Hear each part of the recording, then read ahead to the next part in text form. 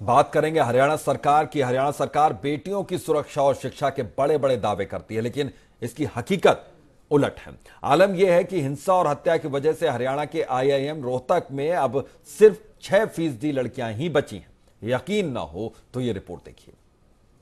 सूबे में बेटियों को पढ़ाने के नाम पर करोड़ों रुपए के इश्तेहार लहराई जाती है। उस राज्य में जाने से ही बेटियों को डर लगता है। तो सवाल है कि फिर किस काम का कैंपेन और किस काम की पुलिस जो लड़कियों को सुरक्षा तक नहीं दे सकती। हरियाणा के हालात इतने खराब हो चुके हैं कि बड़े संस्थानों में दूसरे राज्यों की छात्राएं दाखिला लेने से कतराती हैं। ये हम नहीं कह रहे हैं, बल्कि शिक्षा विभाग के आंकड़े इस बात की तस्दीक कर रहे हैं। आलम यह है कि आईआईएम रोहतक में लड़कियों की संख्या दिन पर दिन कम होती जा रही है।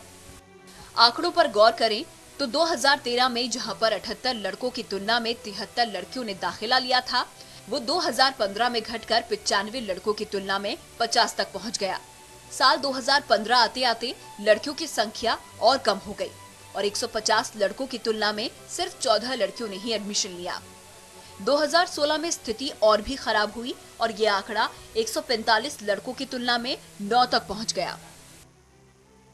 बताया जा रहा है कि बड़े और नामी संस्थान में लड़कियों की कम होती संख्या से हरियाणा की खट्टर सरकार भी चिंतित है, क्योंकि ये आंकड़े न सिर्फ सुरक्षा व्यवस्था की पोल खोलने वाले हैं, बल्कि राज्य की छवि को भी खराब करने वाले हैं।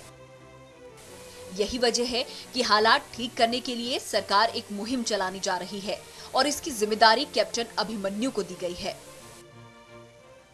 जानकारी के मुताबिक न सिर्फ गर्ल स्टूडेंट्स को स्कॉलरशिप दी जाएगी, बल्कि रेलवे की वेबसाइट पर भरोसे का मैसेज भी चलवाया जाएगा। लेकिन बड़ा सवाल ये है कि ये स्थिति आई क्यों? तो दरअसल जाट आंदोलन के दौरान भड़की हिंसा और फिर गैंगरेप के बाद नेपाली महिला की हत्या की वारदात से रोहतक की छवि खराब हुई है और यही वजह है कि अभिभावकों में लड़कियों की सुरक्षा को लेकर चिंता बढ़ी है।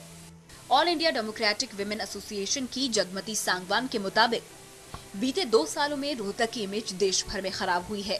अभिभावक अपने बच्चों की सुरक्षा के मद्देनजर रोहतक आईआईएम में एडमिशन दिलाने से बचने लगे हैं, क्योंकि आरक्षण आंदोलन की दर्दनाक तस्वीर और नेपाली महिला हत्याकांड और महिलाओं पर आए दिन हो रही वारदात की वजह से लोगों में डर का माहौल है।